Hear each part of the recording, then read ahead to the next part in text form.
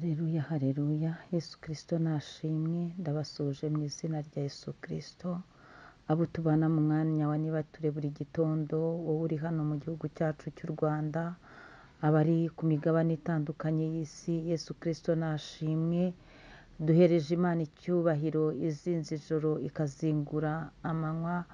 Duhereje Imana icyubahiro, intwari ku rugamba. Duhereje Imana icyubahiro, yongeye kubikora, ikoze ibitangaza ku buzima bwawe, irakurengeye.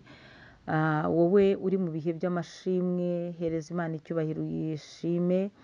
Wowe se uri mu gihe cy'umubabaro, mu bihe byose ihora ari Imana, uyishimire ko ibyabaye byose irabizi, kandi niyo gisubizo cy'ibibazo byose, niyo yomora inguma, niyo ihoza amarira, niyo ibashisha batibashishije. Imana ihabwa icyubahiro. Mu bihe byose ujye uhora ushima Imana, kuko Imana ni iyera, niyo gushimwa muri byose. Imana ishimwe. Rero iki gitondo nyemerera wowe tubana, ntukore ikosa ryo gusohoka mu nzu yawe utayishimiye. Naho ugenda uyishima, no mu kazi mu mutima wawe uyishimire. Mu bintu byose ukomeze ushima Imana. Nakubwiraga ngo shima Imana. Inshuti zanjye, bakristo b'itorero Elayono Mountain Church mu Rwanda, mukomeze mushima Imana kubw'iby'imirimo itangaza yagiye ikorera buri umwe wese. Imana ishimwe. Rero muri iki gitondo muri kumwe na Bishop Leonira, umushumba w'itorero Elayono Mountain Church mu Rwanda. Turacyari muri teme yacu ivuga ngo kwemerwa n'Imana. Kwemerwa n'Imana ni iby'agaciro, kwemerwa n'Imana ni umugisha, kwemerwa n'Imana. Ese wemerwa n'Imana habaye iki? Kwemerwa n'Imana bisaba yuko nawe ubanza ukakira Yesu Kristo nk'umwami n'umukiza wawe mu buzima bwawe, mu mitekerereze yawe, muri roho yawe, mu mutima wawe, ukumva unyuzwe n'ubushuti bwa Yesu Kristo, ukumva unejejwe n'Imana muri wowe, ukumva rwose urasiganirwa, uraharanira kuva mu byaha, gukora iby'Imana ishaka. Imana ishimwe. Iyo umaze kwakira Yesu Kristo nk'umwami n'umukiza wawe, warangiza ugaharanira gukora iby'Imana ishaka, ugatera umugongo ibyaha, icyo gihe Imana irakwemera. Imana nishimwe. Rero iyo Imana ikwemera, ikwemeza n'abantu. Iyo Imana ikwemera, hari ibintu byawe byemera, abantu bagasigara bibaza ngo byagenze gute, kuko baba babona utabikwiriye, ariko kuko wowe wemerwa n'Imana, Imana ikabiguha nyine. Bakabona ntibigukwiriye ko washaka, ariko ugashaka kuko wemerwa n'Imana. Bakabona ntibyakubera kubyara ugaheka, ariko ukabyara ugaheka kuko wemerwa n'Imana. Bakabona hari ahantu utakandagira, ariko Imana ikahagukandagiza kuko wemerwa n'Imana. Igikuru ni uko twakira Yesu Kristo nk'umwami n'umukiza wacu mu bugingo bwacu, kandi tugakomeza guharanira gukora ibyo gukiranuka. Imana nishimwe. Rero reka dusome ijambo ry'Imana twihuse. Igitabo turasoma Ezira.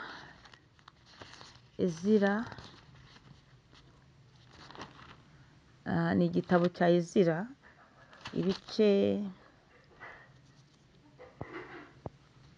8. Turasoma 22 na 23. Titire y'ijambo handitse ngo biyiriza ubusa ku mugezi ahava. Ni ukuvuga ngo muri bimwe bituma Imana ikwemera ikakwishimira, ni ugufata umwanya wo kwihererana n'Imana yawe, ugafata umwanya wo gusenga, ugafata umwanya wo kuvuga ngo ngiye kwitanga ku murimo w'Imana, ukitanga utari kuvuga ngo urabona ibihembo by'ako kanya. Rero abangaba bo biyirije ubusa, ngo biyiriza ubusa ku mugezi ahava. Imana ishimwe. Hanyuma 22 handitse ngo kuko nagize isoni zo gusaba umwami umutware, nagize isoni zo gusaba umwami umutwe w'ingabo z'abasirikare n'iz'abagendera ku mafarashi, ngo badutabare ku babisha bacu bari mu nzira. kuko twari twavuganye n'umwami tuti uca akarongo kuri iryo jambo, amaboko y'Imana yacu ari ku bayishaka bose, haleluya, ngo abagirire neza. Imana ishimwe.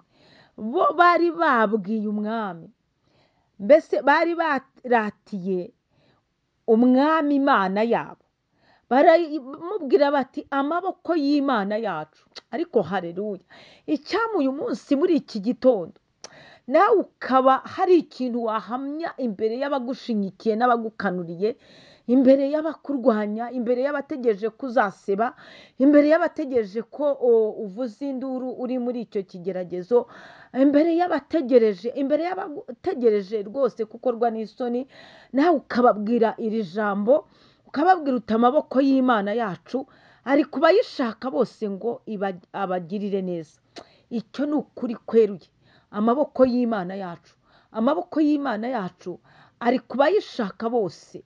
Amaboko y'Imana yacu ari ku bagabo bayishaka bakamaramaza bakareka ubusambanyi.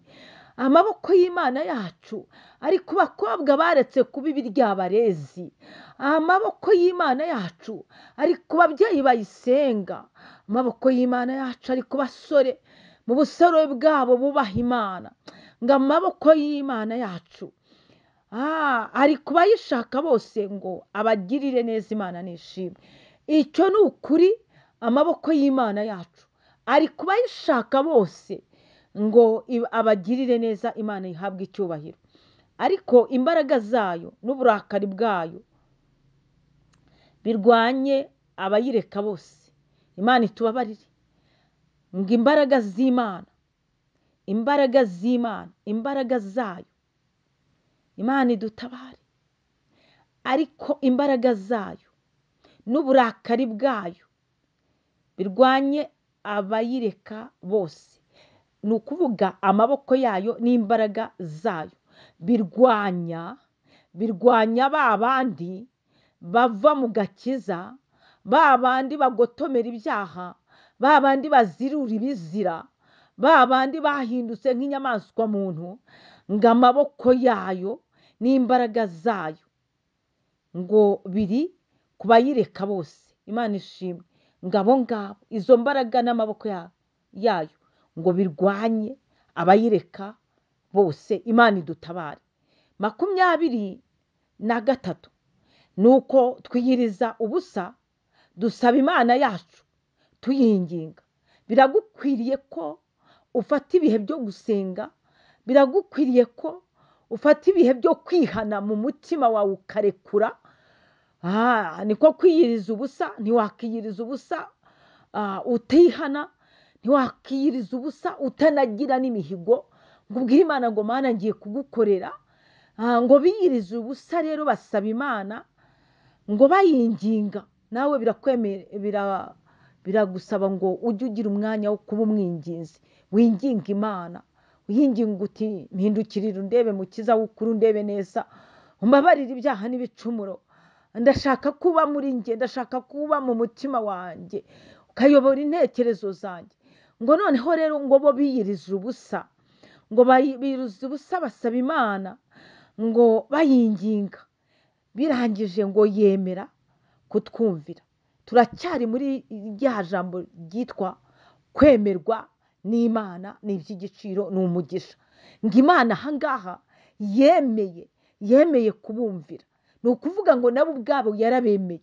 Yumvise amajwi yabo, yumva gutaka kwabo, yumva imiborogo yabo, yumva uburyo bari gusenga basaba ngo ibarengere, yumva n'amagambo babwiye umwami yuko amaboko y'Imana yabo ari ku bayishaka bose ngo ibagirire neza.